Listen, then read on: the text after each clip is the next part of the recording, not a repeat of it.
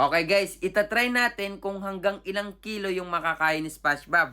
Okay, sabi nila 40 kilo hindi daw kaya. Okay, try natin ha. 10 kilo. 10 kilo. Oh, dali lang, ganun lang oh. Oh, ito 40 kilo. Oh, dali lang 40 kilo.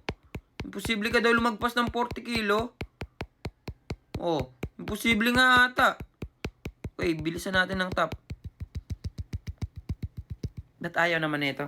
Ba't ayaw umangat? Punyeta naman. Okay, dalawang daliri. Ayaw, tatlo. Apat. Sakit na ng daliri ko. 40 kilo, isa pa. Ayaw talaga guys. Ayaw na umangat 40 kilo. Tingnan nyo. Ayaw ko na larong to. Okay guys, gagawa muna tayo assignment. Dahil pasukan na at alam kong nahihirapan kayo sa mga subjects nyo. Kaya dito kay Sisi, papadaliin natin yung buhay mo sa school. Alam kong mahina ka sa mga subjects. Kaya eto, papakita ko sa inyo kung gaano kagaling at kabilis eto si Sisi.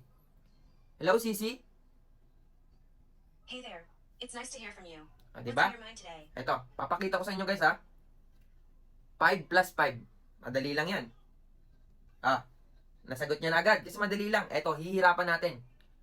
What is the square root of 25 times the square root of 20 minus 500 divided by 30 plus 1?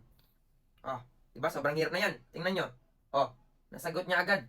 Ilang segundo lang. Diba? Sobrang bilis. Kaya guys, kung may mga assignment kayo, essay pwede nyong itanong kay Sisi. Napakalaking tulong to lalo pag high school kayo at lalo pag college. Kaya ano pang iniintay nyo, i-download nyo na kasi